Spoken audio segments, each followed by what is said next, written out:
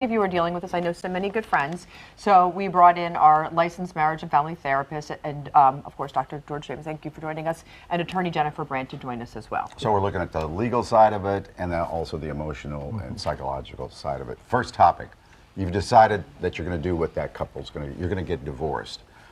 What's the final conversation?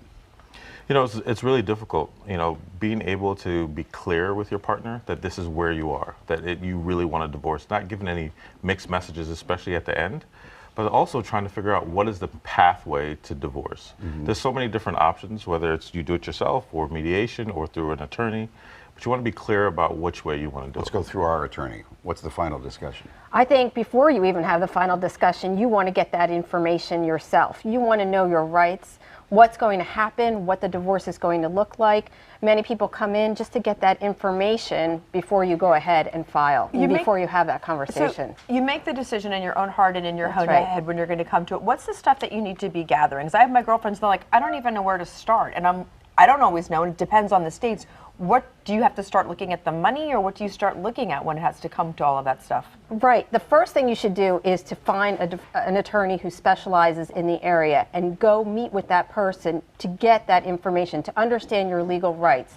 Things I tell the clients when they come in is to get the financial information, understand your finances, know what you make, get your tax returns together, those kind of things. Some people have no idea where their finances are or what they're about, and monitor your spending. Okay, how do we tell the kids? You know, it's one of the things that comes up so often. It's really hard to talk about this. It's so emotional, it's so overwhelming, and now you have to go tell your kids. So you want to be very clear, you want to be direct. Also the thought of like, it's not their fault, but also give them permission to feel. They're going to feel sad. Sometimes they might even feel relieved, but give them permission to have those feelings and then to come to you, to talk to you about those. What does a lawyer advise? I say that depending on the age of the kids is when is the appropriate time to tell them. Sometimes with younger kids, they really don't even understand what's going on. So maybe you need to wait with them. Sometimes I suggest meet with a therapist first and try to find out the best way to break the news.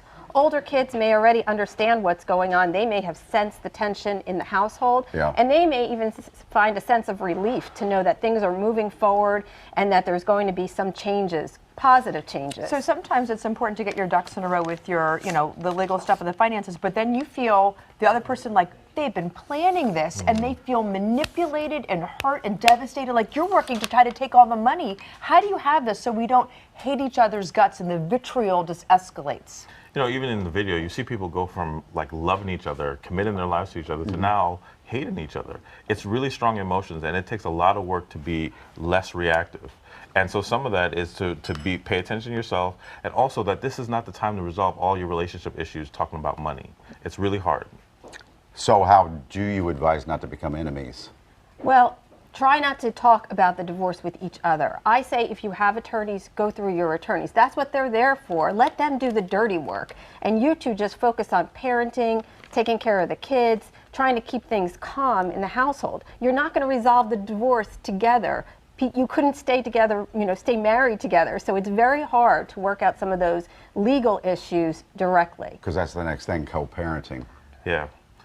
You know, once again, being able to keep the kids in mind. I see so many clients where they forget that you have to parent and think about the child, and so they still make it about them or about the marriage. So think about what are the rules that you can establish, what can you control, and also things that you have to let go of that the other person might want to do in their relationship with the child.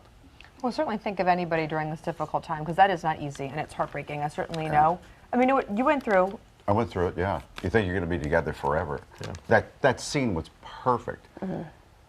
You can tell they used to love each other. That's right. With all their hearts, and that the anger and the frustration is probably based in some kind of love even to that point. That's right. And with the children, really keep them in mind, and don't bash each other in front of the children. Really try to keep things positive, because that's how you're going to get through it and maintain some kind of family. You're still a family, even though you're separate.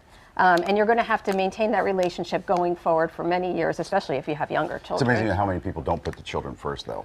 Please try to do that. It's hard in your emotion, in your feels. It's difficult. It is difficult. Thank you both. Thank you both. If you're going through it, good luck. Come right back.